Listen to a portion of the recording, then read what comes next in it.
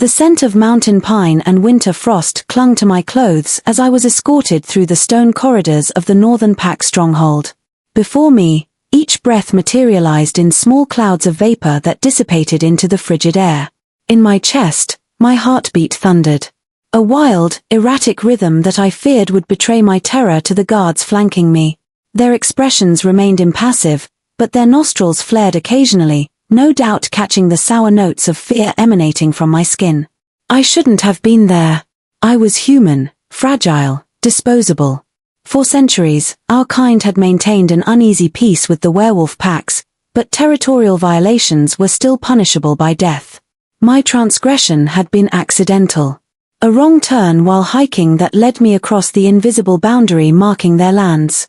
But to these creatures of instinct and ancient lore, intention meant nothing. "Keep moving," the larger guard growled, his massive hand pressing against my back with enough force to propel me forward without seeming to exert any effort at all. Against my chest, the weight of my grandmother's silver pendant felt suddenly heavy. On her deathbed, she had given it to me, whispering words I still carried. "Silver protects, dear one, but wisdom saves." I hadn't understood then. I was beginning to now. We passed through an archway adorned with carvings of wolves in various hunting poses. Further, the temperature dropped as we entered what could only be described as a throne room. Stone braziers lined the walls, flames dancing and casting long shadows across the floor. At the far end, elevated on a dais of polished black granite, sat a throne fashioned from antlers and dark wood, and on it sat him. Even from a distance, his presence seemed to fill the cavernous space. Unnaturally still, he observed my approach with eyes that glowed amber in the firelight. Beneath a cloak of midnight fur, his shoulders were broad, his jaw sharp and unyielding. To his shoulders fell black hair, framing features that seemed carved from marble. Beautiful in the way that deadly things often are. The Alpha King. Before him, the guards forced me to my knees, the stone floor bruising my skin through my thin hiking pants. My blonde hair fell forward, curtaining my face, offering a momentary shield from his penetrating gaze. "Look at me, human," he commanded, his voice deep and resonant. Slowly, I raised my eyes, fighting every instinct screaming at me to keep my gaze lowered. In the world of wolves, eye contact was a challenge, but to avert my eyes completely would mark me as prey. I had to find the balance, to show respect without surrendering my humanity entirely. As he studied me, his expression remained unreadable. On the arm of his throne rested one hand, long fingers tapping a slow, deliberate rhythm that echoed in the silence. "You crossed our borders," he stated. Not a question, but a pronouncement of guilt. "I didn't know," I whispered, my voice barely audible, even to my own ears. But I knew he could hear me. The trail markers, they must have been moved. I would never intentionally silence. The single word sliced through the air. Ignorance of our boundaries is not an excuse we recognize. The penalty is death.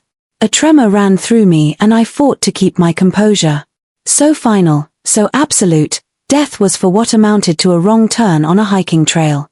The injustice of it burned in my chest, momentarily overpowering my fear. "That's barbaric," I said immediately, regretting the words as they left my lips. A dangerous smile curved his mouth. "We are what we are, human. Civilization is a thin veneer your kind clings to. We acknowledge our nature." In one fluid motion, he rose from his throne, descending the steps with predatory grace. Despite his imposing size, each footfall was silent. Slowly, he circled me, and I fought the urge to turn to keep him in my sight. Stepping back, the guard created a perimeter that felt more like an arena than a throne room. "You have spirit," he observed, his breath warm against my ear. As he leaned close, "Most humans would be begging by now. Would that help?" I asked, surprising myself with the steadiness of my voice. A low chuckle rumbled from his chest. "No." He completed his circuit, coming to stand before me once again. His gaze swept over me assessingly, and I felt exposed in ways that had nothing to do with clothing. "There's something different about you," he said, head tilting slightly. "You smell of fear, yes, but something else, too. Something familiar." Against my skin, my grandmother's pendant seemed to pulse. A family heirloom, she'd called it. An ancient protection. I'm just a hiker, I said. Nothing special. His eyes narrowed. We shall see. With a gesture, he dismissed the guards. They hesitated, a barely perceptible pause that spoke volumes before bowing and retreating from the chamber. Behind them, the massive doors closed with a resonant boom that felt somehow final. We were alone. Stand, he commanded. On shaky legs, I rose, acutely aware of our size difference. He towered over me, his presence making the vast room feel suddenly claustrophobic. There are alternatives to death, he said, circling me again. Rare exceptions I might grant, if sufficiently intrigued. Dangerously, hope flickered in my chest. What kind of alternatives? He stopped directly before me, close enough that I could see flecks of gold in his amber eyes. A test of sorts. One night in my chambers. If you survive until dawn, your life is yours to keep. My breath caught. Survive? What exactly would I be surviving? The smile that spread across his face held no warmth. Me, little human. My presence, my bed. He reached out, one finger tracing the line of my jaw. Most humans cannot endure proximity to an alpha for extended periods. The power we emanate overwhelms your fragile systems. Your hearts give out, your minds break. But if you can withstand it. He shrugged. Perhaps you deserve to live. My mind raced, searching for options that didn't exist. I was trapped in his territory, surrounded by his pack. There was no escape, no cavalry coming to my rescue. Just this impossible choice that wasn't really a choice at all. And if I refuse? Then your death will be immediate rather than merely probable, he replied with brutal honesty. Briefly, I closed my eyes, centering myself. Again, my grandmother's words echoed. Silver protects, but wisdom saves. Was this wisdom? Accepting this deadly bargain? Very well, I said, opening my eyes to meet his gaze directly. One night. And if I survive, I walk free. Your word on it. Something flickered in his expression. Surprise, perhaps, or respect. You have it. My word as Alpha King. He extended his hand, and I hesitated only a moment before placing my much smaller one in his palm. Against mine, his skin burned hot, the contact sending an unexpected jolt up my arm. Come, he said, his fingers closing around mine. Night approaches. Deeper into the stronghold, he led me through corridors, past curious eyes that watched our progress with expressions ranging from shock to contempt. I held my head high, refusing to be cowed despite the trembling in my limbs. What choice did I have but to face this with whatever dignity I could muster? Not what I expected were the Alpha King's chambers. Instead of the barbaric den I had imagined, the space was elegant and spare. Massive windows overlooked snow-covered mountains, the glass somehow keeping the bitter cold at bay. In a stone hearth larger than any I had seen, a fire roared. One wall was lined with bookshelves filled with volumes whose spines bore titles in languages I couldn't decipher. At the center of it all stood a bed that seemed carved from a single piece of dark wood, draped with furs and linens that looked impossibly soft. You seem surprised, he observed, releasing my hand and moving to pour something amber-colored into 2 crystal glasses. I expected something different. Bones and blood smears. He offered me one of the glasses. We're not mindless beasts, despite what your kind believes. Cautiously. I accepted the drink, sniffing it before taking a small sip. Pleasantly, the liquid burned down my throat.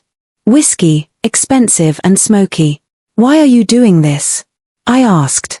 Why not just kill me and be done with it? Over the rim of his glass, he studied me. Perhaps I'm bored with the predictable. Perhaps I'm curious about a human who wanders into wolf territory wearing silver and speaking of barbarism to an alpha's face. He set his glass down. Or perhaps there's something about you that... He trailed off, his expression darkening momentarily. That what? Nothing, he said dismissively. Remove your coat. You won't need it here. I hesitated, then slowly unzipped my hiking jacket. Beneath it, I wore a simple thermal top, practical for the mountain climate. As I laid the coat aside, I saw his eyes fix on my grandmother's pendant, now visible against the fabric of my shirt. "Where did you get that?" he asked, his voice suddenly tense. Instinctively, I touched it. It was my grandmother's. A family heirloom. With that unnatural speed, he moved toward me, suddenly close enough that I could feel the heat radiating from his body. Without touching it, his fingers hovered near the pendant. "This symbol," he said, his voice low. "Do you know what it means?" I shook my head. She never explained it. Only that it would protect me. A harsh laugh escaped him. "Protect you?" "Yes, I suppose it might."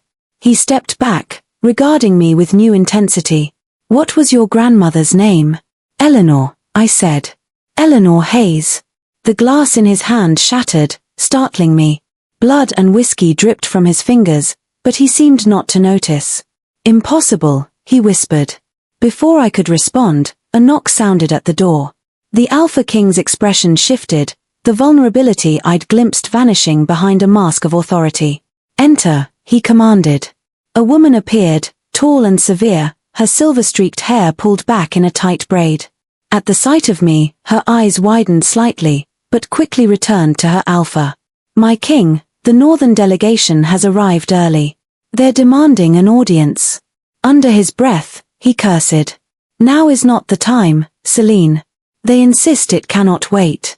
They speak of border incursions to the east." The tension in the room thickened. For the moment, I stood forgotten, watching the silent communication that seemed to pass between them. "Very well," he finally said. "I will meet them." He turned to me, his expression unreadable once more. "You will remain here. Attempt to leave, and our arrangement is void." I nodded, not trusting my voice. He strode to the door, pausing briefly to address the woman called Celine. "She is not to be harmed," he said, his tone leaving no room for argument. "And no one enters this room until my return." In acknowledgement, Celine bowed her head, casting one last curious glance at me before following him out. The door closed with a heavy thud, and I heard the distinct click of a lock engaging. Alone in the Alpha King's chambers, I released the breath I'd been holding. My legs gave way and I sank onto the edge of the massive bed, mind racing. What had my grandmother's pendant meant to him? Why had the mere mention of her name shattered his composure? Outside the windows, darkness began to fall over the mountains, the sky shifting from blue to deepening violet. Night was coming, and with it, the true test of whether I would survive until dawn. With my fingertip, I touched the silver pendant, tracing its intricate pattern. For the first time, I wondered if I had been brought to this place not by accident, but by a destiny set in motion long before I was born.